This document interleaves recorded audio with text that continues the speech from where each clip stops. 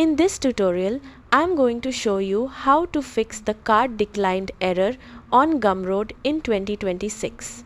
If your payment keeps getting declined on Gumroad, don't worry. This is a common issue and usually very easy to fix.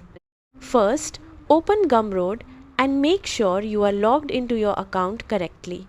The first thing you want to check is your card information.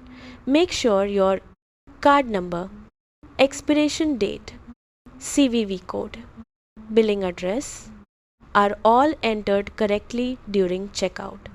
Even a small typo can cause the payment to fail instantly.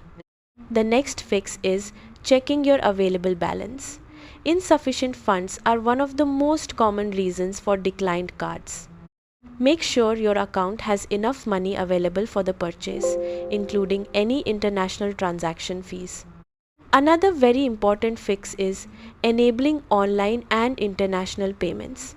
Some banks block online purchases or foreign transactions automatically for security reasons.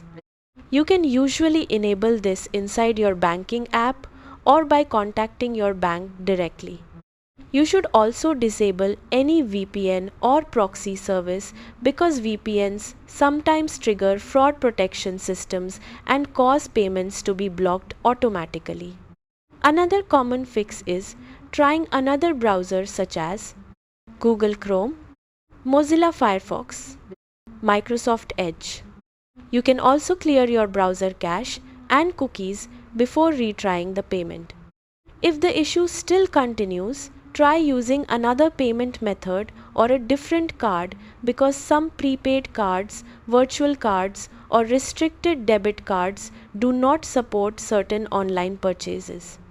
If you are the seller, make sure your payout settings and account verification are completed properly inside your Gumroad dashboard because account verification problems can sometimes affect transactions. Most card declined errors happen because of bank security restrictions, incorrect card information, insufficient funds, or blocked international payments.